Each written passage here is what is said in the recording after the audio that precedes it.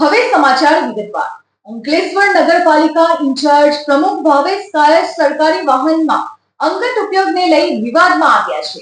રમજાન માસ નિમિત્તે સુરતના રાંદેર વિસ્તારમાં ભરાતી જાણીતી ખાણીપીણીની બજારમાં તેઓ સરકારી કાર લઈને પહોંચી ગયા હતા, જેનો વિડીયો સોશિયલ મીડિયા પર વાયરલ થયો છે.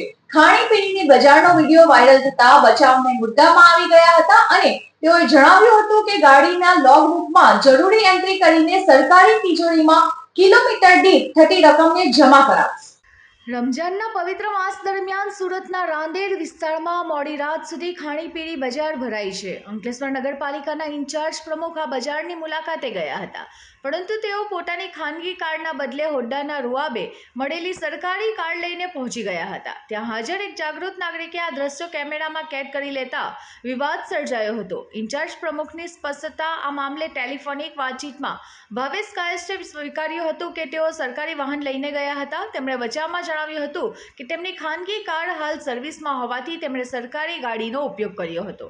ગાડીની આ લોકબુકમાં પ્રવાસની જરૂરી એન્ટ્રી કરવામાં આવશે. નિયમો અનુસાર જેટલા કિલોમીટરનો અંગત ઉપયોગ થયો છે તેની રકમ તેઓ સરકારી તિજોરીમાં જમા કરાવશે.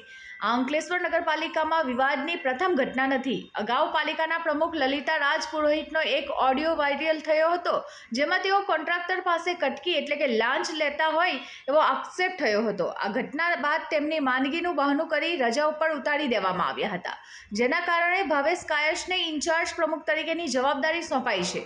હવે આ નવા પ્રમુખ પણ સરકારી સંસાધનોનો દુરુપયોગ આક્ષેપોમાં ઘેરાતા પાલિકાની છબી ખરડાઈ છે. અગાઉ પાલિકા પૂર્વ પ્રમુખ મીનાબેન પણ ઇનોવાના વિવાદમાં ફસાયા હતા.